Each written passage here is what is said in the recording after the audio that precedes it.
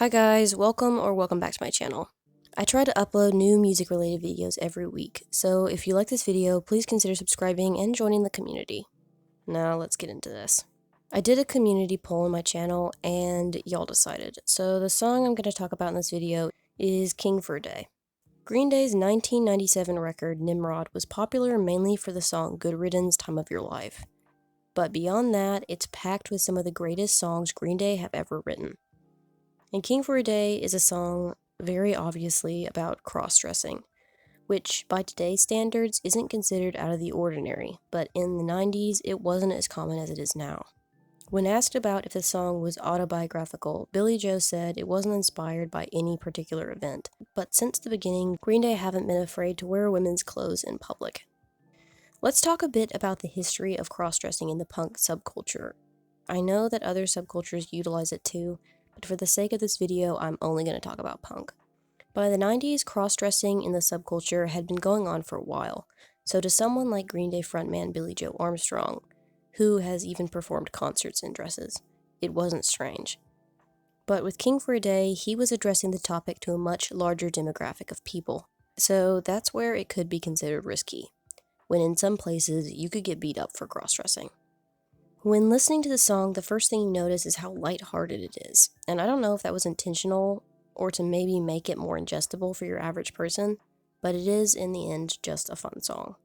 The instrumental experimented with ska and horns, which were played on the record by Gabriel McNair and Stephen Bradley of No Doubt's horn section. Now let's talk about the story told within the lyrics. So the song starts with the line, "Started at the age of 4. My mother went to the grocery store, was thinking through her bedroom door. Death lights up dead at a side door." Okay, so there's quite a bit to unpack here. The first thing is just how young the song's protagonist is when he starts wanting to cross-dress. I mean, when you're 4, what are you thinking about? Probably nothing important, let alone cross-dressing. But the protagonist's age is just another thing that makes the song funny. Then the lines, "Was thinking through her bedroom door." alludes to the fact that the song's protagonist doesn't want to get caught, meaning a 4-year-old had the inclination to cross-dress but knew to be sneaky about it, only sneaking in once his mother had left the house. Because, as you'll see further in the song, the protagonist's parents don't like the concept of cross-dressing. Now let's cover the pre-chorus.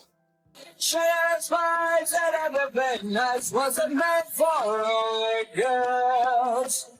G.I. Joe pantyhose, it's my hero for the one and only." The first line of this pre-chorus isn't confined to just the story of the song. It's also a criticism to stereotypes and fashion standards set by the fashion industry or trends. I, for one, don't believe under any circumstances that you should follow trends. You should wear what you want and not worry about pleasing others. Then the second line refers to football star Joe Namath, whose nickname was G.I. Joe, when he appeared in a commercial in the 1970s wearing pantyhose, a typically female-worn garment. Now the chorus repeats the song title King for a Day, just adding different words at the end of each line. "King for a day, princess by dawn. King for a day, and now that that's on. King for a day, princess by dawn. Just wait till all the guys get a load of me." The first line, King for a Day, Princess by Dawn, explains that the protagonist feels like a king while looking like a princess, meaning that what you wear doesn't necessarily reflect who you are as a person. The line "just wait till all the guys get a load of me," saying that the cross-dressing protagonist doesn't care at all of what other people think of him. Now, the second verse is where it gets more interesting. The song doesn't say how much time goes by, but eventually the protagonist stops sneaking around and just comes out, resulting in his father putting him in therapy. But in the line, "don't knock it until you've tried it," he's saying to his father that if he tries it, he might like it, which takes guts considering his father was mad enough to put his own son in therapy. Then, after the pre-chorus and chorus repeat a few more times, the song comes to an end. So the song really isn't concluded. You don't really know what happens to the protagonist, but it's kind of just a fun song and a fun story to keep up with. And I don't know if you guys really even wanted to hear a story about it, but, I thought I'd unpack the lyrics a little bit more. This song has been played live quite a few times, being a setlist mainstay for almost a decade. And part of me wishes they'd bring it back, even though some of the Green Day fanbase says it was concert filler.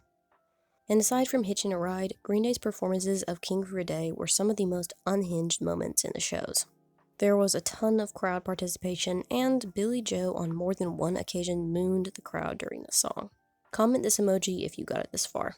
Alright, I hope you guys enjoyed this video. Let me know what else y'all would like to see, and I will see you or not see you in the next one. Adios.